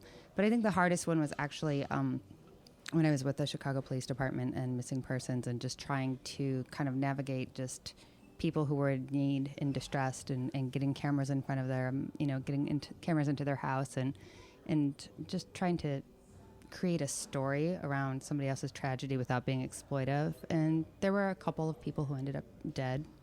that we had followed, and that was really hard. And to That you is. know, I know. Sorry, I didn't mean to get. No, we're all it's having good. fun here, but I think that's just it is, you know, it's like, just how do you always do that, like, and like, how do you always have ethics, and how do you know that you're not in service of the show, you're in service of the story. So how do you balance all of that and still get something that is interesting or entertaining or whatever, but still is really respectful of particularly The people. subject, yeah. Yeah, and real people, because real people want to be on TV for lots, or in a movie, or for lots of different reasons, and some people don't want to be on TV, and you lay out your case about why their story is important, and then they just, you know, they trust you and they go along, and then 5 years later they're like, you're still here, and I'm like, yes, it's still going to be a good film, and then it comes out and it is, and it changes people's lives. So, but Yeah. it's, you know, you gotta just always kind of just keep that in mind. Yeah, for sure. So interesting. It is. Yeah, and again, for the people that want to get involved or learn more about IFP Chicago, the best place to do so? ifpchicago.org. Yeah. Come out to an event, especially if you're in the Midwest or Chicago. Meet some people. Absolutely, and we have all sorts of events. We have member screenings. We have things like our festival. We do rough cut screenings, work in progress screenings. So filmmakers who are in process with their films, they show it, and then we do guided feedback sessions, which is a great way to get even more. If you love cinema, it's actually a really fun way to like learn more about the process of cinema. Yeah. And we do it in a way so that people are giving really valuable sort of, you know, it's a guided feedback session, so it's not just like, I didn't like that or I like that, but you're helping the artist as well. Sure. So. And you even do showcases for filmmakers. I know I was at one at the Music Box where you showcase like a whole body of work, short films. You know, they're still not maybe necessarily a known filmmaker, but there's someone that's clearly progressing that way, and you sort of encourage them. Absolutely, yeah, and it's and things like that are really great because it's, you know, they're short films. We'll either do like one person or we'll do a night of short filmmakers, and so you can start to really see people at the start of their careers, and you can grow with them. Sure. Super fun. Boy, did That is cool. Did Elias not miss one of the best episodes here? He really did. Yeah, He's poor going to be Elias. kicking himself. Yeah, he's going to listen back to this one. He's like, I shouldn't have been in France. I shouldn't have gone to Cannes. I know. Yeah. Poor Elias. Poor Elias. Boo-hoo-hoo. Went to Cannes. Yes. Speaking of Elias, it is time that we open up that jaw box, and we got Filmy and Phil in there, and I know he wants to get out and talk about being at the Logan Theater, so let's open up that jaw box. What's your pleasure, Mr. Cotton? The box. Yes. Yeah. Hello. How's it going, guys? So we are at the wonderful Logan Theater. Oh, I noticed one of the ones that you had missed. There was a Friday the 13th poster. Yeah. Right over there. This guy had good taste. He didn't have Finding Nemo. But that's Well, okay. you know what, Phil? It may have come out after he started stopped collecting. I don't know. There's Jaws over there. Jaws is a What's it- great one. I thought you were pointing to Nemo. No, what's the Pam Grier Yaphet Kotto one?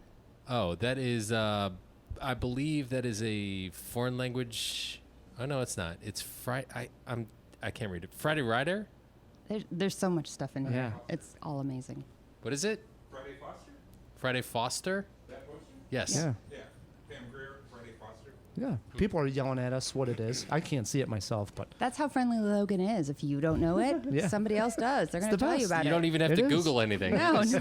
what do we need the jaw box for? We're at the Logan. Hey. I'm kidding with you, Phil. What did we throw in there? Yeah, so there's two things. The first one is what is the history of the Mummy franchise, and Matt was the closest to it because it actually is a franchise that dates back to 1932. This will be the fourth series, so the third time it's been rebooted. There was the original one, which was the Universal Monster Films series from 1932 to 1955. Then the second edition, the first reboot, the Hammer Horror series in 1959 yes, the Hammer films. to 1971. Then the Brandon Fraser ones, or the Stephen Sommers series, in 1999 to 2015. And then this new one, which is in the so-called Dark Universe. Not Monster, but Dark. Interesting. I think, yeah, kind of a goofy name, but... Yeah, I'm saying boo. But we'll get to that. And then the other thing that we had in here is how long has Wonder Woman been around? And her first appearance was in All-Star Comics number 8, which was released in October 1941. Wow. Wonder Woman. So right in the thick of World War II, 41. right? Yeah. Yeah. Interesting. Do you want to know something kind of cool and kind of weird about her bracelets? Do tell. Yeah. They're my favorite weapon of any superhero, so I want to learn more about them, yes. So William Moulton, who created Wonder Woman, was in a group marriage sort of situation. Polyamorous? Yes. Okay. Yes. So he had his My wife. virgin ears. He had his Sorry, wife, Ryan. and then he had his girlfriend. And his girlfriend actually was Margaret Sanger's niece. So, like, Margaret Sanger, who started Planned Parenthood's niece. All sorts of crazy history going on there. But Wonder Woman's bracelets were based on a bracelet that his girlfriend had. Really? Mm-hmm. Not his wife. Not his wife. Was she pissed? No, I don't think so. Like, you know, It was an open relationship kind of it thing? wasn't really open. I mean, like, you know, they all were just hanging out at the house, raising each other's children. Well, whatever works, you know? Whatever works. It's Sure. Wonder Woman. I like it. My head is spinning for that one. That is a great fact. Yes, and now I like the bracelets even more. Ditto. Was that everything we threw in there, Phil? Yeah, that's it. All right, get back in that jaw box. Will do. Thank you. Matt, it brings us to a segment called CinemaWAR. CinemaWAR. It works like this. Me and Matt, we're fighting on a topic. Our guest, Nicole, is playing judge and jury this week and telling the listeners who she thinks won this CinemaWAR. And it's important because we're fighting for jaw time to rant and rave on whatever the hell we want. There are expanded and connected universes going on like crazy in movies. Phil, tell the jawheads at home what today's CinemaWAR topic is. Yes, today's CinemaWAR topic. With more and more cinematic universes popping up, it is clearly the new rage in Hollywood. Is this trend an artistic boom or the cinematic equivalent of a fidget spinner? Matt, you'll be fighting for, just like a fidget spinner, this connected universe trend needs to end. Rye, you'll be fighting for, it's an artistic boom, keep the universes coming. Let this cinema war begin. Rye, if there's one thing that Hollywood gloms onto, it's a hot trend. If you need any proof of that, just see the glut of superhero movies. If something is working, you'll be sure that there will be more and more of it. This universe crap is just the latest fad. Boo, boo, boo. The way I see it, multiple movies crossing over is an evolution of storytelling when it comes to the movies. Look at the early years, Matt. They never even made sequels back then. We evolved to not only sequels, but large franchises. Now with audiences investing more and more time with these stories and characters, studios can trust that a large chunk of them can follow connected universes, and it's great, buddy. I don't know, man. I'm not saying connected universes are a bad idea in and of themselves, and I think Marvel has pulled it off perfectly. But what a tumultuous and precarious start it was, and it almost fell apart several times. DC is a perfect example of why it will be very difficult, if not impossible, to replicate what Marvel has done. Yet everyone will try, much to the chagrin of we moviegoers. And that's my point here, Matt. You, of all people, the big Marvel fan, should see how great these cinematic universes are and can be. If it was not for Marvel overlapping characters into movies, we would have very few good movies out of that studio, believe it or not. Marvel did something amazing. Doesn't mean everybody else has to, right? By the way, this guy doesn't know shit about fads. You wouldn't know a fad if I slapped it on your wrist. And for the listeners, this is a true story. Rye did not know what a fidget spinner was. No. Yeah. I mean, you must live under a rock. So, Mr. Cave Dweller, how can you even comment on fads when you're not aware of them? Again, I like the idea of an interconnected group of stories. I just don't think that most of these will be done with the care and, frankly, the budget that Marvel has put into it. Matt, this is fun for the fans. Why are you so against having fun when you go to the movies, Matt Kay? Oh, you son of a bitch. King Kong vs. Godzilla is fun. Iron Man in a Superman movie is fun.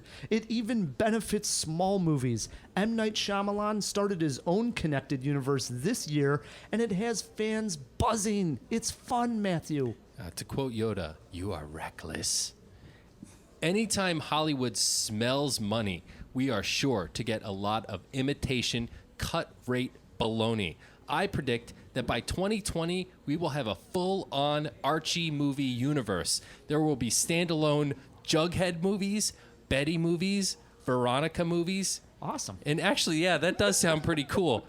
But a lot of entries will suck. So let's get some creativity. Let's get some standalone stories that have enough balls to be their own thing, and let's get original. All right. That's my 2 cents. Matt, it is a great time to be a fan of the movies. Actors and directors have always been creative, but now the studios are getting creative because they know that they can trust their audience. The bottom line is creativity brings more creativity, which means more people working together, which means more people being interested in art, which in turn makes the world a better place. I don't know how that had anything to do with the connected universes, but Everything's connected. You see? Everything is connected. Okay. And that's my connected universe pitch. We're button heads here, as we do each and every week on CinemaWAR. We throw it to our guest, our jury. Nicole, what did you think of the CinemaWAR? I don't know, guys. I don't know. This is very compelling arguments from both of you. I mean, we are all connected. I mean, honestly, We are. We are. we're all made from stardust. We are. It's true. It's true. But like, how far are we going to take this? Are we going to go out of the superhero universe? Are we going to go into are we going to reboot Clueless? Is there going to be a Clueless universe? Like, I mean, how far do you take this, honestly? And what kind of responsibility do people have to people who've loved comics for Sure. their entire lives? Sure. Since 1941, was that it? Wonder Since Woman. 1941 and earlier. So, I mean, it's tricky. You're so compelling, right? You really are. I like this idea of creativity, but I think that creativity, with great creativity comes great responsibility to people who have loved things for decades. And so I feel like I might have to. Oh, I don't want to, Yeah. the idealist me, I'm like, yes, we're going to do this revolution through commodification of all things we love. Yes, I'm in it. It's fun. But honestly, I don't want things I love to suck. So I'm going to have to go with Matt. Wow. I can't catch a break. Dude, you I mean, can't. I literally This had the poor cards guy. on my side. I mean, I was with you. Yes. I was with you. Yes, I probably have. We'd have to go through the tapes, but I probably have lost 12 of the last 13. I would even say maybe 20 of the last 18. I have a couple of wins in there, but not many. not many. This has been rough. Yeah. 2017 for me. And it's really hard because I am the girl who I love the interconnected universe. Yeah. I don't even watch Dick Wolf stuff, but I'm like, I love the idea that you could just turn on the TV and the characters that any day of the week, they're just all doing things. It's like they're real. I love it. I super love it, but it's got to be done well. Wow. Matt, that earns you some jaw time to rant and rave on whatever you want. What do you got, buddy? All right. Well, we're at the Chicago Underground Film Festival, and we're lucky that we live in a great city like Chicago. But if you seek it out in every small town across America, wherever it is that you live, and even if it doesn't exist, create it yourself. Go out, find people that are like-minded and doing independent art, especially in film, because that's what we're all into. If you're listening to this podcast, that's what you're into as well. Go out, go to your local film festivals, and like I said, if it doesn't exist, you start it, and that's my 20-second rant. Nice. And then maybe they can start a connected universe. A universe of film festivals? Yeah. How about that? I love it. Yeah, then we'd all be for that, right? I should have snuck that into my argument somehow. You should Reality have. show. Hindsight is 20/20. Oh, right? man, I blew it. Yes. All right. It brings us to trivia. And as we mentioned, Russell Crowe and Tom Cruise are in the new Mummy. So we're playing Tom Cruise, Russell Crowe trivia. And it works like this. Nicole, you're our guest. You get to choose if you want to go first or let Matt go first. They do start off easy. You get a steal if the person doesn't know it. And if you get stuck on any one of the questions, our engineer this week, Phil, has a clue. You get one Fill Me In, Phil. Only one? Only one. Phil, I really like you. You're a nice guy. Really, only one? Only one. He seems very friendly and helpful. He does. He is. He's very friendly and helpful. Okay, all right. Yeah.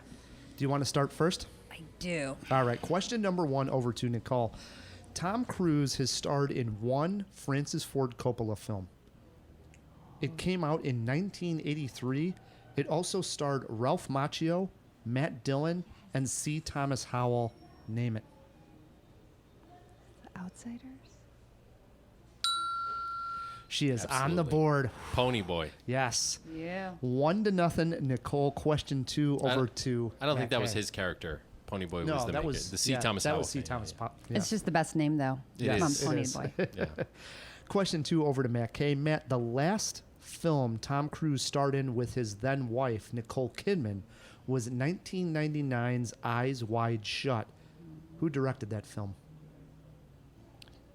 That was the last film by.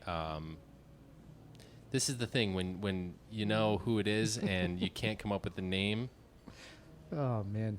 I know. Yeah, one of the most important filmmakers of all time faked the moon landing, or did he? The subject of a great documentary. And I'm totally blanking on his freaking name. Oh, man. It's not Zack Snyder. I also am blinking on. that Really? name. Yeah. We got 2 trivia players who blank on names. Yeah. So this is going to be interesting. Oh, this is so painful. Oh, Matthew. Yeah. People, we get a lot of feedback as we did earlier in the episode. Stanley Kubrick. All right. Oh, damn it. I knew it. Were you just playing along and your poker face? You didn't know it? No, I did know it. Yeah. I did because I lived in a loft situation when that movie came out, and everybody had acquired DirecTV in different ways, and you could hear everything that was going on, and so everyone would be watching it at different times, and so you would just hear ding, ding, ding, like all night long for like Yeah. a month straight. You just, it was like, so no, I'm very familiar with It that was movie. interesting because Great movie. back when I saw it, I was into like the big orgy lifestyle. Oh, were you? Yeah, and so it was like it was No, he interesting. wasn't. It was interesting to see that portrayed on the big screen. So, Yeah. You're like, it's not like that. yeah, no, not it's like really that. not. A lot more dudes. All right. It's tied 1-1. Matt struggled getting Stanley Kubrick. It is 1-1. Question 3 over to Nicole. In 2014, Russell Crowe starred with Jennifer Connelly and Emma Watson Oh yeah. in this film that was directed by Darren Aronofsky and had to do with a boat. Name it. I cannot. Russell Crowe, Jennifer know. Connelly, and Emma Watson. Directed by Darren Aronofsky and had to do with a boat. What year? What year? 2014. Yeah. You do have a lifeline if you want to use it here, but if not, it is 8 questions. No, I'm not gonna use it. Yeah. Matt, a chance for to steal and to take the lead here. 2000. 14. Aronofsky, a boat. Russell Watson. Crowe, Emma Watson, and Jennifer Connelly. That's the only, Emma Watson's the only thing that makes it not a joke. Yeah, I was gonna say it's a trick question. It's the Lonely Island music video for "I'm on a Boat," but I had no idea Darren Aronofsky directed that. It's a great music video. It was probably disturbing. All right, so 2014, Aronofsky, Black Swan. 3 years ago, I believe this is the last Aronofsky film we got. I believe, off the top of my head. Boat. What did he do about a boat? Yeah, I'm on a boat. I got nothing. Wow, we were looking for Noah. Noah. No way. Noah. I guess he's right. Technically, the Ark. It's a boat. It is. No one seemed to see Noah, I guess. It is still 1-1. Question 4 over to Matt K. Matt, what was the name of the Russell Crowe hockey movie that came out in 1999? The Goon. That is incorrect. Nicole, you got a chance for a steal. Russell Crowe was in a hockey movie, believe it or not. It came out in 1999. Oh, I believe it. Yeah. Any guess? No. Mystery Alaska. Oh, who's gonna know that? I mean, honestly. That's pretty esoteric, right? No, Come on. no. It should be like the Nighthawks or the. Oh my goodness. Even hockey fans wouldn't know that. No. Most would. they- Mystery no. Alaska. It's a quality film. It should be called the Puck Ups. Wow. People in Alaska don't even know the name of that movie. All right, it's don't. it's still 1-1. I think Nicole's going to get this one. Question 5 is over to her. Nicole, in 2007, Tom Cruise starred in a movie called Lions for Lambs with Meryl Streep and this legendary actor who also directed the film. One of the legendary actors. One of the legendary actors? Yes, a legendary actor who also directs. Clint Eastwood? No. At least it was a good guess. That was my guess, Yes, too. it was at least a really quality guess there. I have heard of Legendary that film. actor. Lions for Lambs. Tom Cruise, Meryl Streep, and this actor who also starred in it and directed the film. Trying to think of other really legendary like actor directors. I mean, right away Clint Eastwood hops into my mind, but Right. it's not him. Did you see this film? Be honest. I'm going to be honest, I did not see this Okay. film. All right. I will say I've seen every other movie on this, my trivia. I do write all these, so usually I keep it to films that I've seen, unless I can write something like this. Is this an Easter film? No. Can I ask? You have a guess, Matt. Come on. Okay, all right. I would say it is Peter O'Toole. Oh, boy. We were looking for the great Robert Redford. Mel Brooks. Hey, there's another one. No, yeah. there's another one. I think we should just Yes. start talking about the film we want to have been made. Yeah. That'd be good. Still 1-1. We were looking for Robert Redford. It's still 1-1. Unbelievable. Question 6 now jumps over to Matt K. Matt, in the year 2000, Russell Crowe starred... Wait, what year? In the year 2000? All right. In the year 2000, Russell Crowe starred in the film Proof of Life as a negotiator hired by this actress. Name her. Year 2000. Russell Crowe. Russell Crowe The movie was Proof of Life. What actress? hired him to. And we do have a lifeline if you need it.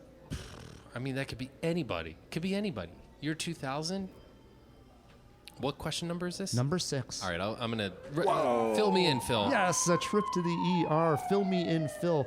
Question number 6. What was the name of the actress that starred with Russell Crowe in Proof of Life? Oh, God. This was the only clue I was hoping I wouldn't have to read out loud. It is, when she got mail, it was a big thing. Oh man, this is So easy. was the last time she had an orgasm. That's Meg Ryan. You cannot prove that that was the last time she had an orgasm. I did not write that. I did not I just want want to to point do that out. I don't know. I mean, it's in the Listen, job I hope box. it wasn't, because that was like 1989. I feel like I need to shower, just to be clear. Oh, man. Poor Phil. You might, Phil. Phil's so innocent. 2-1, Matt K. Question 7 over to Nicole. Nicole, Tom Cruise only appeared in one film with the great Gene Hackman. Oh. Name it. Or is it Gene Hackman only appearing in one film with the great Tom Cruise? Tom Cruise, Gene Hackman. You do have a lifeline if you need it. It's question 7. Is Phil There's- back from his shower? Let's take a look. Yes. Okay. He's kind of wet. Just getting water out of my Question ears. number 7. Phil, who starred with Tom Cruise in The Firm? And the last time he had an orgasm no. was... No, you You messed totally up, just right? blew it. You just blew it. No. Yes, Yeah. you did. What did I say? You said who started? Who starred in... Oh, I did I say it and she didn't hear it, though? The Did you hear Firm. it? Yeah, damn it. Sorry. That's okay. It's been a long night. We're at the Logan. What was the clue? Now We're I at want to the know. Logan. I was so funny. I was thinking about my joke about You know him what? having an What was orgasm. To Rye's credit, 10 years of podcasting almost, he's Oh. never done it. Yeah, very seldom. I've only I had don't that think you've ever slipped done up it. like twice. The actual clue is, this clue is not loose. It's... The Firm. There you go. She would have got it with that clue. Yeah, she's saying yes. It is 2-2, and that makes it a ball game. So the last question's over to Matt K. You can win it on a walk-off or give a chance to Nicole to win Okay. it. Matt, name the 2013 film that sees Russell Crowe play a mayor. The film also stars Mark Wahlberg and Catherine Zeta-Jones. A mayor. A mayor. And Russell Crowe. I can tell. That I have no idea. No clue. I wrote these too hard. You know why? We do Tom Cruise before, and we've done Russell Crowe before. So I got to like gear it up a little bit, with my questions. Sure. Yeah, that's fair. Russell Crowe playing a mayor. A mayor. I have The no film idea. also was with Mark Wahlberg and Catherine Zeta-Jones. Yeah. Wow, those are big names. I know. It wasn't. I got nothing, man. Do you have anything, Nicole? I also have nothing. We were looking for Broken City. I don't even know what that It is. was a Never terrible heard of movie. it. I Oh, don't was even know what that terrible. is. It was terrible. Yeah, you don't Never- want to see it. It was never one of those even- that came out in like February. We may have reviewed it on the job, but Dude, no way. It's not even one that's like nothing. nothing. Wow. No. Doesn't exist This in my ball mind. game ends at We 2. need one more. Yeah, no. We need one more. It comes down to a jawbreaker. It comes down to a jawbreaker. All right. This question, the jawbreaker, is over to Nicole. Nicole, name the better actor, Tom Cruise or Russell Crowe? Russell Crowe. No. That is incorrect, Matt. You have won the ball game. No. It's actually Tom Cruise, It is right? It is actually Tom Cruise. He's a better actor? Yeah. He's not acting. He's just smiling and tilting his head. I love Tom Hey. Cruise. All right. He had me at hello. That was a joke. Nicole, here's the real jawbreaker. Here it is. She's very upset. Who's a better volleyball player? Probably. Actually, it's probably Tom Cruise. Yeah. Yeah, it is. We're in agreement on that. It's totally Tom Cruise. And maybe Anthony Edwards. Here's the real jawbreaker, and this is for the ball game. Age of Nicole Kidman closest to Matt. You got to guess. Nicole Kidman. Wow. Okay. I would guess she's got to be 52 years old. Phil, lock him in at 52. Nicole, do you have a guess? Wait, we're guessing Nicole Kidman's age? Yes. This is for the win. Why aren't we guessing Russell Crowe's age? That guy's like 127. He Older. said really Yeah, good. 300. Yeah. Say 48.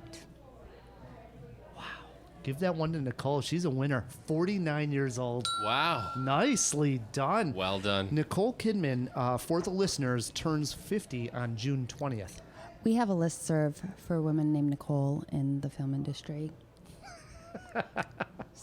So you knew. So I knew. Yeah. Yeah. I mean, it was a little unfair. Yeah. But Well, can we get a handshake? Yes. Well done. absolutely. Perfect. That was a good game. It was a good game. Yeah. That was a good game. It was. Maybe I made the questions a little too tricky. Well, Trying to switch things up. sure.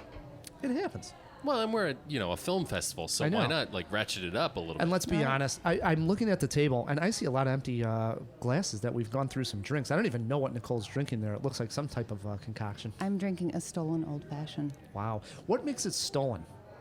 Stolen whiskey. Nice.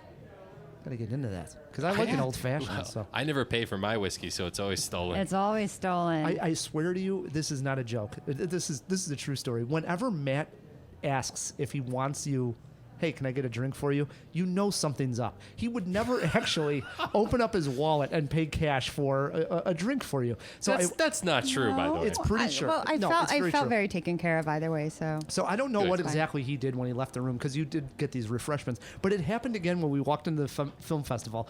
I see Matt. He's here before me. Get the gear down, and he's like, "Hey, you want a drink?"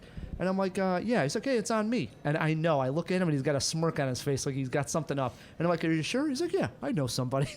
And here we go. well, I do have to say this about an underground film festival. We know how to drink, Mm-hmm. and so we are very grateful to have not only Stolen whiskey and rum as a sponsor. We have Koval, Chicago. That's- Chicago. That's good stuff right Yes. So if you're coming to our tonight, I hope you're coming to the party tonight because there. I call it Koval a is party. Koval's sponsoring our party tonight. They're sponsoring our Saturday I'm body party. surfing. Yes. And then also our friends at Hendrix, who were a sponsor last year, came back in and sponsored us again for those who like Hendrix the gins, gin. Yeah. the gins and the tonics, So because all it's you- getting a little hot here in Chicago. What about the brew? Yeah. Let's not. No, forget the brew. we cannot. Absolutely, those are our friends at Lagunitas who have been with us for, I think, 4 years now. I mean, as long as you're dropping names, you might as well talk about the beer. Yes. It's true. I mean, pretty much all your sponsors are some type of alcohol sponsor. This is wonderful. You've really Not done all, it, Nicole. not all of them. Not all of them. Just no. the favorites. Just the ones who make, the podcast Yeah. interesting. Hey, it makes it fun. Yeah. First and foremost, as we come to the end of a great jaw here, we got to thank the Logan Theater, Cuff, IFP Chicago, and our guest, Nicole. Thanks for finally coming on Cinemajaw. This was a total blast. Guys, thank you for finally having me. It was super fun. You'll come back. Yeah, we have to glad have you again. Yeah, now that I know, I'm going to go home and practice my trivia. I'm sure to lose. I'm going to do some G.I. Jane sort of, Yeah. There's going to be a training montage of you Exactly, doing just trivia. me. Like, I'm going to be doing like crunches. I'm going to shave my head and I'm going to just be like spouting off like all sorts of movie trivia. yeah. We should actually film that. We can film it. We can do should. it. We could do it. It'll be fun. I love it. Matt, we also got to thank all our sponsors. Yes, thanks to all the sponsors and the Chicago Podcast Co-op who help us get those sponsors. Yes, we also got to thank our engineer this week, Filmy and Phil. Yes, not a problem. Thank you for having me again. Nothing to plug this week, Phil? It's the same stuff, just my webcomic, which was last week as well. 20-something angst. That's 20-somethingangst.tumblr.com. Check it out, guys. Definitely. And one more time, because we announced the new riddle this week. Here is the riddle one more time. I have played a baseball player and a bowler. I have voiced 3 Pixar movies that have come out in the theater. Speaking of animation, I played the lead in a live-action adaptation of a famous cartoon. I have appeared in 2 movies that won the Best Picture Oscar. Yet having over 50 credits in film since 1983, I have never received an acting nomination at the Academy Awards. Who am I? If you know the answer, guys, shoot us an email at feedback@cinemajaw.com and let us know. So until next week, I'm Ryan the Movie Guy. I'm Matt Kay. And keep on jawing about the movies.